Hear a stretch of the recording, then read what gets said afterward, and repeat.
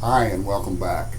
Just a quick video update about your first response paper, which I believe is due this Thursday before 11:55 p.m. I just posted a video on how to use the Turnitin app in case you've never used it before. It's not particularly hard, but there are several important steps you have to go through. Be sure that you get your paper all the way submitted. If you don't go through all the steps, if you don't get that digital receipt, then your paper hasn't gone through. All right, looking at the assignment sheet, just a couple of reminders.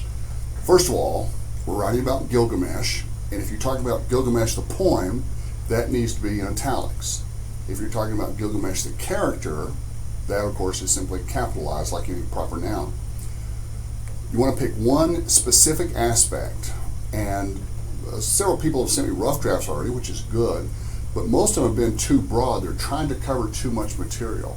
Pick one specific aspect of the character, of the monsters, of the journey, of the desire to be human, of the quest for immortality, whatever it is.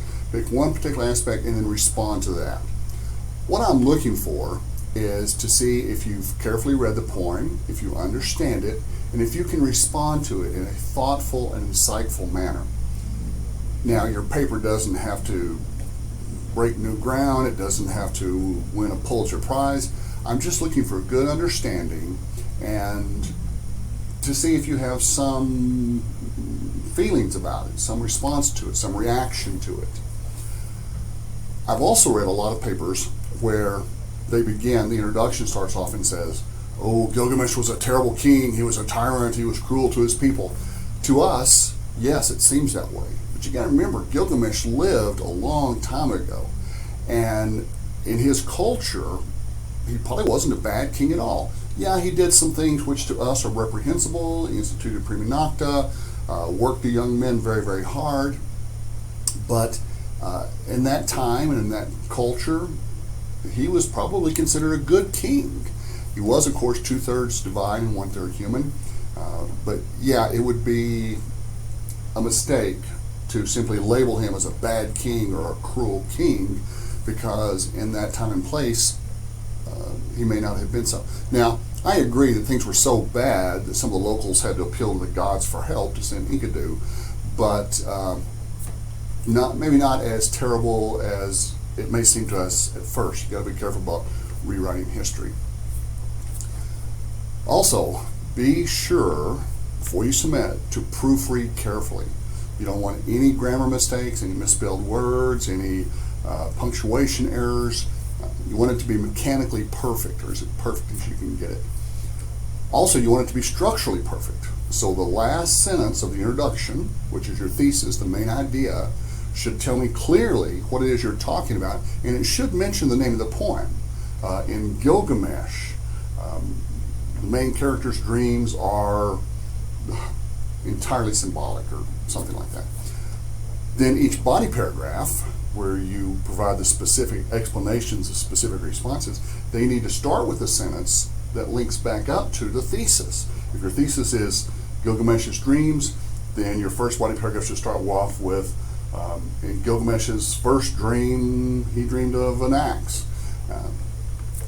So make sure there's some link, there's some connection, so that the reader can easily follow your ideas.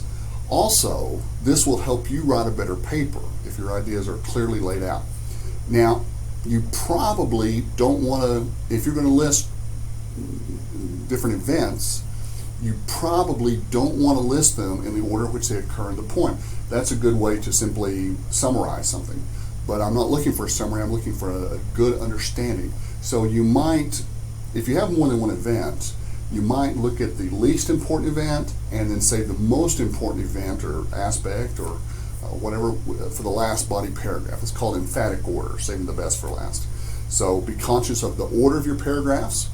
Be conscious of the way you explain things.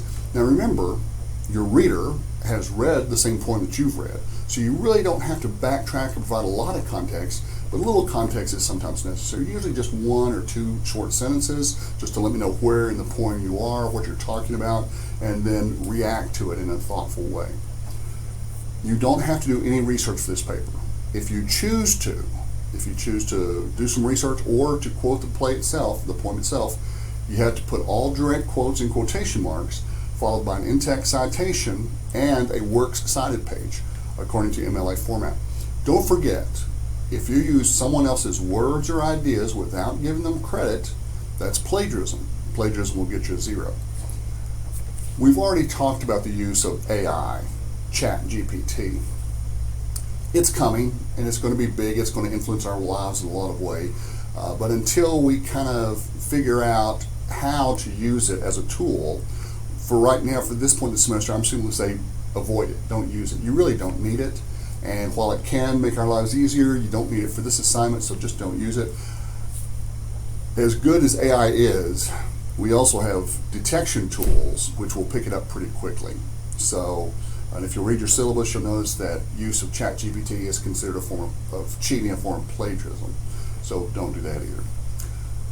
I think your first quiz is next week, if that sounds about right. And so we'll talk some more about what's going to be on the quiz, mostly just Gilgamesh and the 3 cultures and the ancient history, stuff like that. Otherwise, good luck on your paper. Let me know if you have any questions.